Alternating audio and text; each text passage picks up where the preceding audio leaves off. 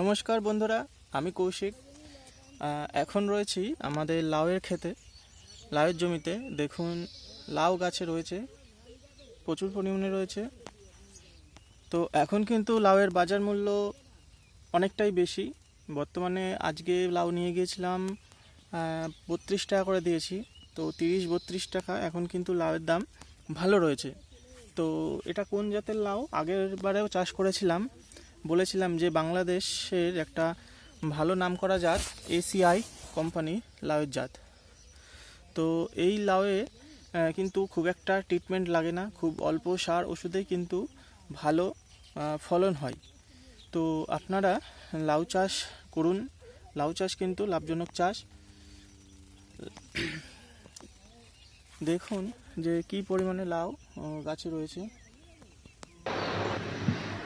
লাউ চাষের জন্য কিন্তু তেমন একটা সার ওষুধ প্রয়োজন হয় না। খুব অল্প সার ওষুধে অল্প খরচে লাউ চাষটা করা যায়। আমরা প্রথম অবস্থায় 15 সুফলা দিয়েছি এবং এখন গাছে ফুল জালি রয়েছে। তো এখন 10-26 সার ব্যবহার করছি এবং পোকার ওষুধ মাঝে মাঝে দেওয়া হয় এবং মাকড়ের ওষুধ মাঝে মাঝে দেওয়া হয়। ফাঙ্গিসাইড খুব একটা দেওয়া পড়ে না, তবে আপনার গাছে যদি পচানি লাগে সেক্ষেত্রে আপনারা ফাঙ্গিসাইড ব্যবহার করবেন।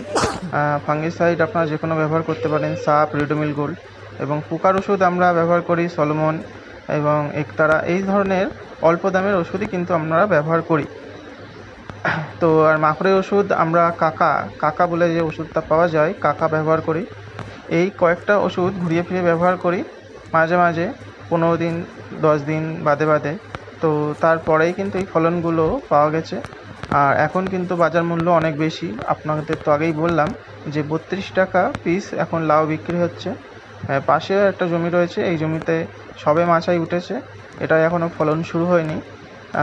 কিছুদিন পরেই এই গাছগুলোতেও ফলন চালু হবে। আর এইদিকে এটা আমাদের জমি, এই জমিতে এখন ফলন হচ্ছে। তো গাছগুলোর কন্ডিশন আপনারা দেখতেই পাচ্ছেন।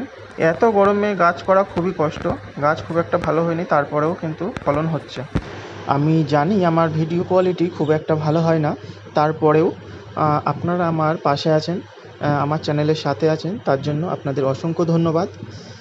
আর আপনাদের যদি কোনো কোশ্চেন থাকে বা কোনো জিজ্ঞাসা থাকে, আপনারা কমেন্টে সেটা জানাতে পারেন। আমি চেষ্টা করব তার যথাসাধ্য উত্তর দেওয়ার। নমস্কার, সবাই ভালো থাকবেন।